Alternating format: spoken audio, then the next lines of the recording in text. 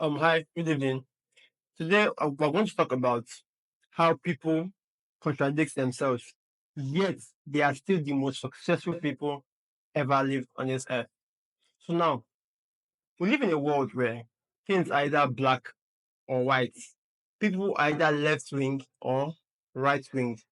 People are either fat or slim. Now, in this very video, I'm going to discuss with you why that picking any sides is can only lead you to an average life, and not picking either of either the left or right is will lead you to an average life. Not picking will lead you to no life, but picking the both is what the most successful people use in life. So now see this way. On one spectrum, you have discipline, you have creativity. Now, this is the exact same spectrum. You have the most disciplined guys, which are like the military, soldiers, very hardcore, very stiff, drills and everything. You have the creatives on this other end, the musicians, the artists. These guys are so creative that most of the time they need people to manage them, because without managers, they are basically helpless. So now the key thing here is to be to be disciplined in a creative way, rather to be creative in a disciplined manner. So what that means is you take your creativity and apply it in a disciplined manner. That is the real end game. Another example is Michael Jordan in basketball. Now in basketball, it's either you are at the front offensive or you are at the back defensive. But he plays both. So if he's at the offensive, he plays exceptionally well. If he's at the defensive, he also plays exceptionally well. Another example is Mike Tyson. Mike Tyson is not the heaviest boxer. Now, but this is what makes him very interesting. In boxing, when you're heavy, you have like more power to your blow. When you are light, you have more speed at your disposal. Now, Mike Tyson took the best of both worlds, which is him being heavy and also being fast. And that was what he combined to literally be what the world knows him to be of today. Another example is that which comes there to me is Steve Jobs.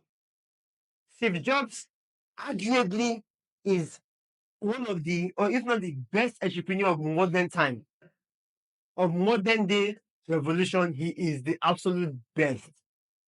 But what did he do? Steve Jobs was a university dropout, yet he built a business that I would say outperforms 99.9% of the businesses ever founded by those that went to college, business schools, MBAs, none, and the likes. Now, this is what he did: is he took the ideas and philosophy of Eastern religion, Eastern concept, Eastern philosophies. He took the practicality of the West, the action, the ideas of taking massive action, of doing things in a certain way, while the Eastern philosophy of intuition, spirituality, which is at the very depth of our self improvement at the end of the day. He took these two things and literally put them together and created what Apple is to today. Yes, you might say Tim Ferriss is on with the flag, but I'm super sorry. If you're to take a Tim Ferriss to an average company, I do not think he may perform like this. So in my opinion, Steve Jobs laid the foundation for the most successful company that we have till today. And that's why I say that I've studied Steve Jobs so well that I really think that I have seen his source and what makes him do what he's doing, and I'm ready to follow him and his philosophies to the T. Let me think of another example. Who else can I use that to express this whole point of left or right wing?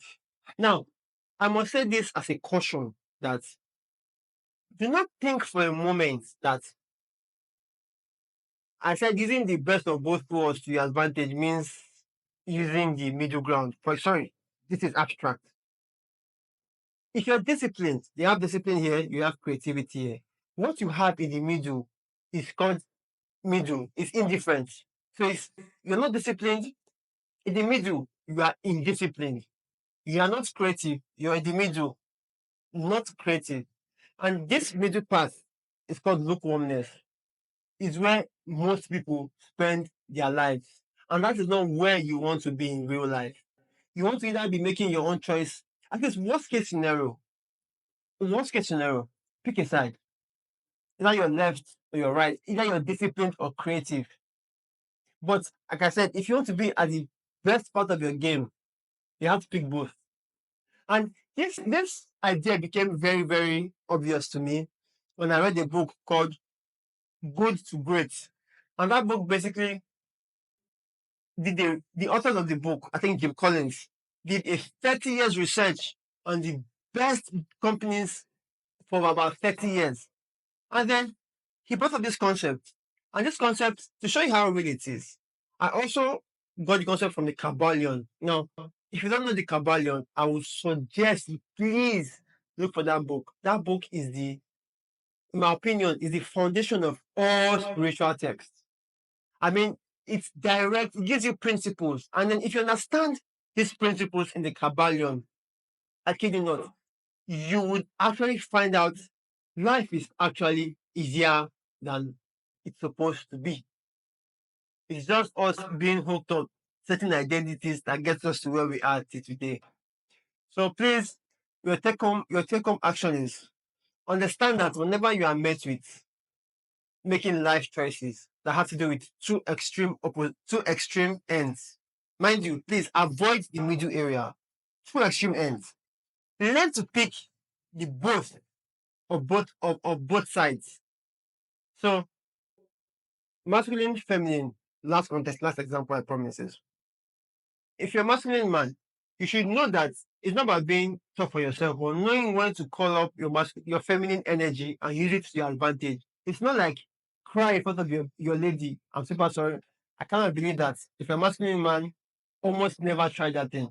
Almost don't do it. Now, if you're a feminine woman, it's not about you being in your masculine frame or being in your feminine frame alone. Because masculine frame is more like is more directional, is intentional, is driven. The feminine is more like grounded in the present moment, in tune, in touch. So it's about using each side to your own advantage. So, like I said, take up for today is anytime you are met with making a choice. Like right now, I'm met with making a choice of either documenting my startup journey or creating content. I'm doing both because if for somebody who sees my channel and doesn't like what I'm documenting, he may like what I'm putting out there in terms of self-improvement or in terms of life advice. So please, thank you very much. I'll see you tomorrow. Talk to you soon and bye for now.